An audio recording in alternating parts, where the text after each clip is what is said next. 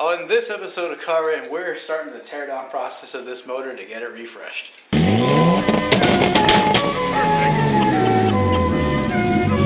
This is our B20Z Honda engine. We picked this up for around $400 to replace the dying engine inside of our Honda Civic. It's currently running a 9.6 to 1 compression ratio and has a capability of about 160 horsepower. Today, we're doing the teardown process to replace the pumps, gaskets, and other various seals and replacement parts on this motor before we send it off to be installed in our Honda. Just to entertain me and the masses, can you get that off now that it's not on the back side of a car?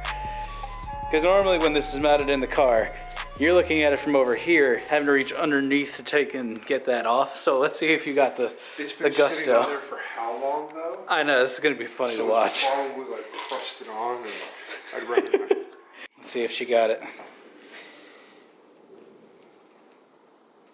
Oh, did it? Is it giving or is... Oh, wow. Wow. Dang, that was on there pretty good.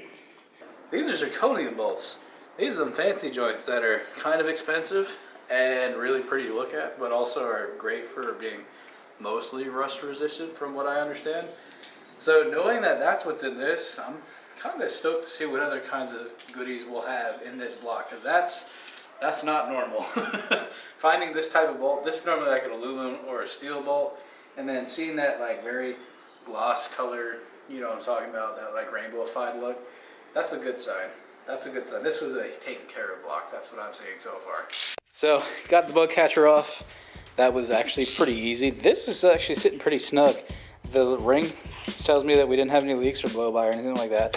However, the inside, I see corrosion. I see some stuff. It's kind of hard to see on camera, but not as clean. That, however, is really clean. So if anyone has a V20 and wants the bug catcher, I got you. Yep, getting the power steering pump off. Reason for it, we don't have power steering in the car. Unlike other cars, this one didn't have it. CX Life, it is what it is. So because of that, we're just gonna altogether remove it because it doesn't affect the car. This also doesn't have the AC line or anything like that on it. So we're just set to put this in the car like this once we take that compressor off, because again, it doesn't need it. So how does it feel to be working on a factory fresh block? It feels great. None of this secondhand. Bolts, no secondhand. Oh, hey, this is 12, but this one's a 14. Wait, why is this a 17? Yeah, this is all consistent. They're all clean. The bolts are crisp. It's just, yeah, this is nice. Hey, oh, that gasket's not that crispy. It's still coming off. That looks fairly decent. Yeah. Man, it feels weird working on a 50,000 mile motor. Good. I want to talk about where half the weight is. Oh, this is probably real heavy. This is probably like 30 pounds. Right Oh my God. We're about to take the big boy tensioner off down here. A, because we're probably gonna have to remove the alternator. And B, behind this is our oil pump, and we have to take that off anyway to replace the oil pump. We may also have to reach here and take this off to take the cover off. If we do, it's easy. It's just a series of 10 mils all the way around. And we probably need a gasket anyway, because we're seeing oil bleeding through on some of these areas. So after a little bit of tedious labors and whatnot, we finally got the oil pan off, and like that is perfect. The health of this motor is 100. There's nothing going on in that pan. This is gonna come off because this is the old gasket. It's come off before, which means that the previous owner of this car took care of it, because there's remnants of the previous gasket on here. It's like this lightly grayish material. And then there's the new sealant that was used, which was black, which tells me it's probably like some kind of Permatex. It's nice. Like, this is, I'm feeling blessed right now, knowing that I got a good motor. Disrespect, bringing it back. Disrespect, my mans.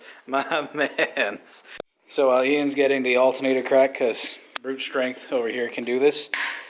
Okay, case in point, he just hit that and it moved. All right, brother Yeeticus over here. Yeah, boy. I started doing the plugs, and I figured they would need to be changed, because it was just a hunch I had. But I was right. NGK Rs. And they're not burnt out. See how there's no like crazy dark burn lines on that? Yeah. Like these were changed regularly, and this is right at the edge of this lifespan. Ian yells, "Get camera!" I got camera. So normally when you take these off, right? These are a pain to get off. Okay. Use a puller. It just came right off. Like, all right. Oh, I see why. It's notched, like I thought it would be. Yes, dude. You know what this means. A, we don't have to go anywhere to do anything, and B, we can do this all tonight. I'm down. Let's go.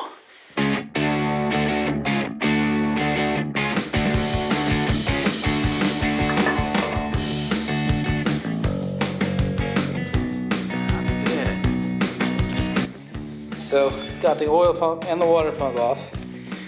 And we had to unbolt some of this shield right here to get the rest of the water pump off. But as duly noted by Ian, it's a tad bit on the crusty side there. I mean, quite frankly, it has been sitting. It has been sitting, so we do understand that. But this one comes with its own gasket. The oil pan gasket, unfortunately, or not oil pan gasket, but the oil pump gasket, doesn't seem to exist, so we'll have to make one out of RTV. Not the end of the world, unless somehow they have an OEM B20Z. Yeah. I doubt it, but you know.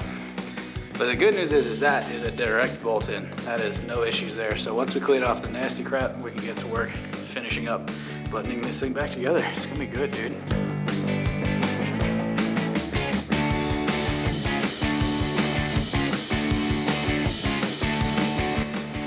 So far on this project, we've had nothing but good luck.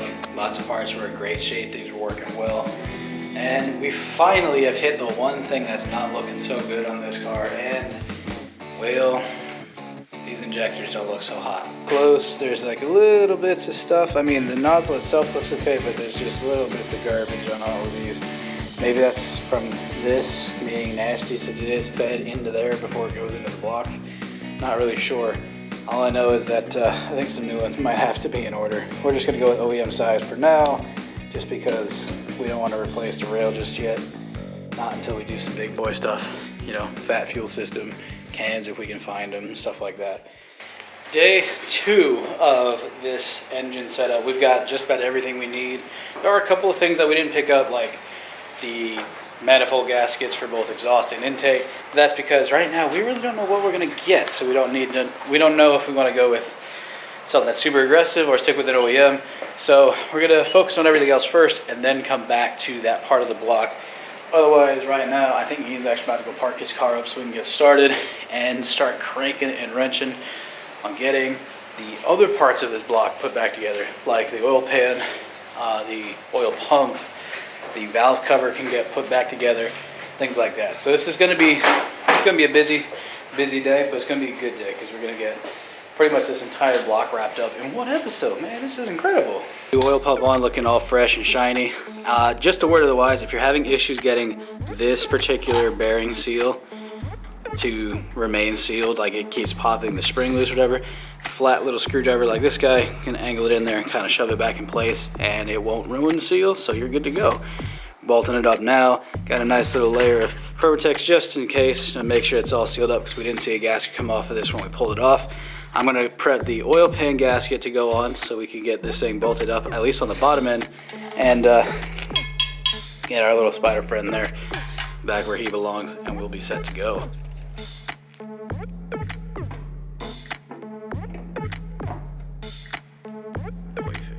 Got the spark plugs in, they're all gapped to the right size and all spaced in there the way they're supposed to be. We've got the bottom half of the block pretty much situated. We've got our alternator on. We're about to try to put the belts on, we'll see. We're off timing up here. We know this because, well, we done goofed a little bit and turned one of the things. So when we get this to the shop that'll do the swap, we'll have them set the timing for us, make sure everything's straight. Otherwise, everything as far as the bottom half goes is straight, it's ready to go. We're now gonna get the valve cover put on and get everything situated.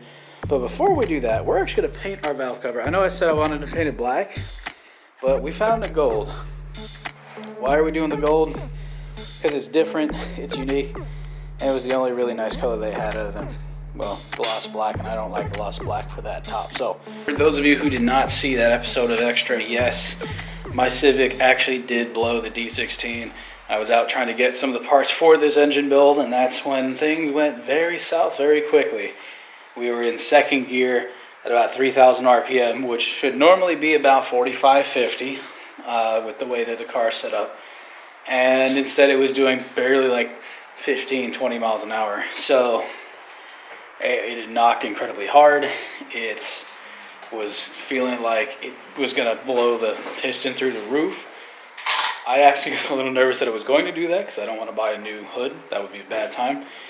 And as soon as I let off the throttle, completely shut off, completely turned off. So now we're kind of back to the drawing board as far as how I'm going to get around. But the good news is we did find a transmission for this car. We did find a new clutch for it as well, because we're going to need one for when we do the swap.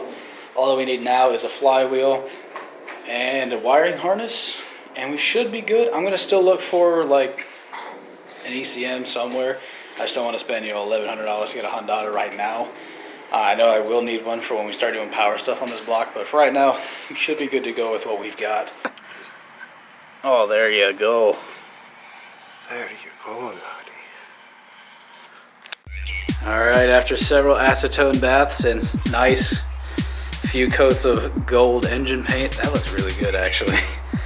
It's time to set it in. We've got our valve cover already preloaded with new gaskets. We just got to place the little bits of sealant in the corners like it's recommended, and we'll bolt it on. There it is, the gold top B20. Paint came out pretty good. Still needs to cure. Things that are gonna have to happen later on. Intake manifold, we're definitely gonna have to get a new one. Just because I want something that's a little bit lighter. If I need to reuse that one, I can. We'll just seal up the top of it because we're not gonna run the bug catcher, because we'll have a different kind of intake system and it'll be great. On the exhaust side, however, we're gonna try and find ourselves some custom headers to get put on, just because those headers are stupid heavy for no reason. They're cast iron. They're good for what they are, but since we're not running the Cat or anything like that because of its age, we're just trying to get some straight through headers that go pretty much straight through here and underneath the block there. Other than that, all we're waiting for now is flywheel, wiring harness for this block, and motor mounts. Once those three things are picked up, we should be good to go. I might still need an ECM, haven't found that out yet. Gotta talk to my tuner friend. But otherwise, yeah, this is it guys, we're good to go.